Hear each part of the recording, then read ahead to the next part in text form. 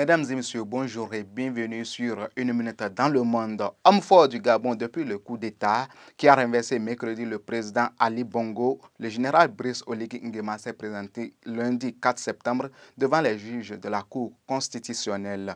En uniforme militaire rouge, orné de décorations, l'ancien chef de la puissante garde républicaine a prêté serment comme président de la transition. La durée de la transition reste inconnue. Lors de la cérémonie, Brice Oligui Nguema a promis rendre le pouvoir aux civils par des élections libres, transparentes et crédibles, sans préciser de date. Le premier ministre nommé par les militaires qui ont pris le pouvoir au Niger a affirmé ce lundi 4 septembre que son pays avait bon espoir de parvenir à une entente d'ici quelques jours avec les États ouest-africains qui brandissent la menace d'une intervention armée. Ali Mahaman Lamine Zain, lors d'une conférence de presse à Niamey, a déclaré à ce propos, je cite, « On n'a pas arrêté les échanges avec la CEDEAO, nous poursuivons les échanges. Nous avons bon espoir de parvenir à une entente dans quelques jours. » Fin de citation. Le Premier ministre chinois Li Qiang participera au sommet du G20 en Inde le week-end prochain, a annoncé hier 4 septembre le ministère des Affaires étrangères, semblant ainsi confirmer la probable absence du président Xi Jinping. À l'invitation du gouvernement indien, le Premier ministre Li Qiang participera au 18e sommet des puissances à New Delhi, en Inde, les 9 et 10 septembre, a indiqué une porte-parole du ministère, Mao Niang, dans un communiqué.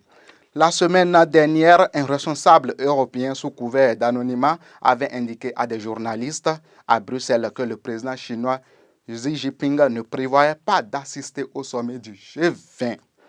Clôturons cette session d'information par le coup d'envoi d'un sommet historique sur le climat en Afrique.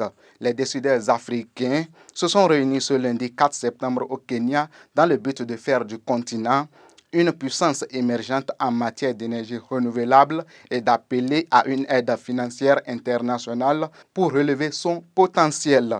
Ce premier sommet africain pour le climat lance les 4 mois les plus chargés de l'année pour les négociations climatiques internationales qui cumuleront avec une bataille sur la fin des énergies fossiles à la COP 28 à Dubaï de fin novembre à début décembre.